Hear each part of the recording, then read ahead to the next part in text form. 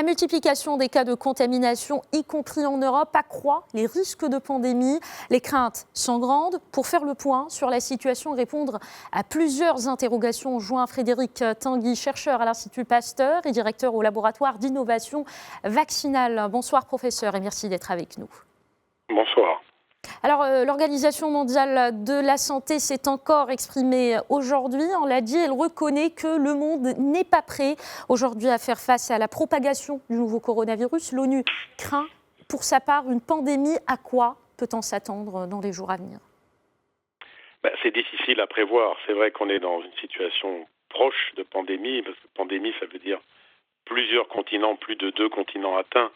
Alors pour l'instant, c'est essentiellement l'Eurasie, l'Europe et l'Asie qui constituent un seul continent, mais de nombreux pays sont déjà atteints, donc effectivement, on est au bord de ce qu'on appelle une pandémie, mais on est déjà dans une expansion du virus qui est un peu inquiétante. Oui. Alors, professeur, on se pose aujourd'hui beaucoup de questions sur la transmission du virus. Il y a plusieurs zones d'ombre. Sait-on comment se transmet exactement le coronavirus d'une personne à l'autre ? Écoutez, classiquement, ces virus-là se transmettent à la fois par les aérosols quand on tousse, une personne malade tousse, ou par les mains, éventuellement par les vêtements quand on a toussé sur ces vêtements et que d'autres personnes les touchent.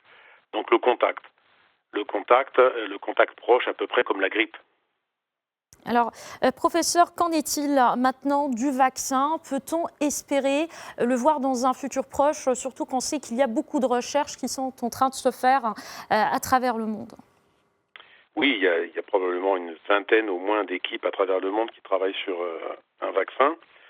Donc selon les différentes technologies qui vont être utilisées, il y a des vaccins qui vont pouvoir sortir assez rapidement, peut-être dans les 3-4 mois, et des vaccins qui vont venir plus tardivement, 6-8 mois, 1 an, et la qualité des vaccins, la technologie utilisée sera différente.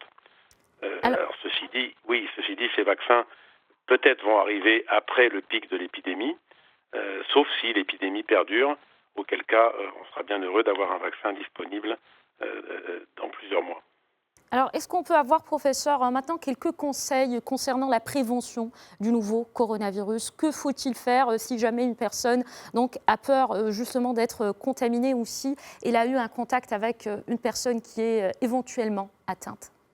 Une personne qui craint d'être contaminée, qui a eu un contact avec une personne atteinte ou une personne qui se sent mal, qui tousse, qui a de la fièvre et qui est dans des circonstances de contact récent, doit bien évidemment se rendre immédiatement à l'hôpital et signaler le cas. Merci beaucoup Frédéric Tanguy. Je rappelle que vous êtes chercheur à l'Institut Pasteur et directeur au laboratoire d'innovation vaccinale. Merci encore une fois d'avoir répondu à nos questions.